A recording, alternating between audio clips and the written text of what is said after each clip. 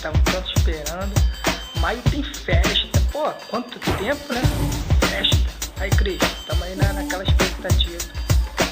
Mais festão, aniversariante, qualidade total. Vocês que tá sempre aí com a galera, sabe como é que é.